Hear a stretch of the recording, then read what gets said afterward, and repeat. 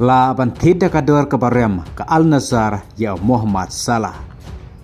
Hadin bakalami ka jinge per jimut hapdeng Muhammad Salah ber klub Liverpool. Kam tambat manager Arne Slot.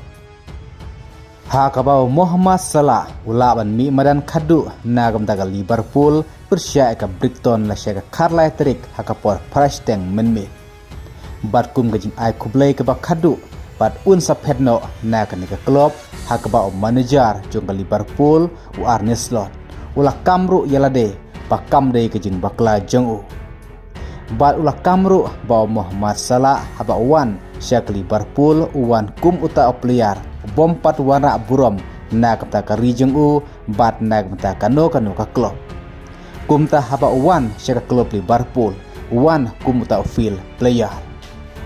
Bat haba menta kadehi ke jingle bakla jung Muhammad Salah kum tau Arne Slot don jing perwa ai bat kum taru la kentaj wat men kentup lang he kerteng jung Salah haka squad list na ke jingle kai haka ke Champion League ke badang sudah. Kumta las ngatu ba Muhammad Salah usa pedno na ke Liverpool bat haba kumta syaka ai ka klub unle jung penyaso.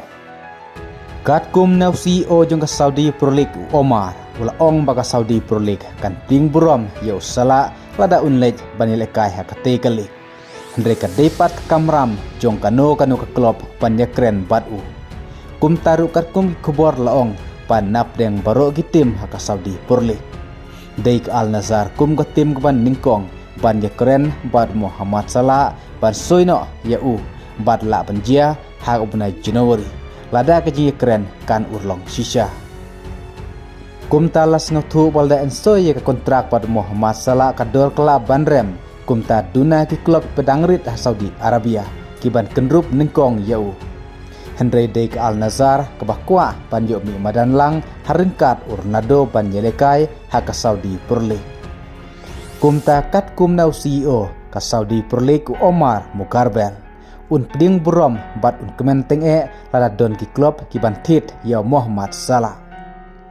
Ti hakabaya day berkane to nai ap hakiwe part ki khubor ki bandangwan kublai sibon.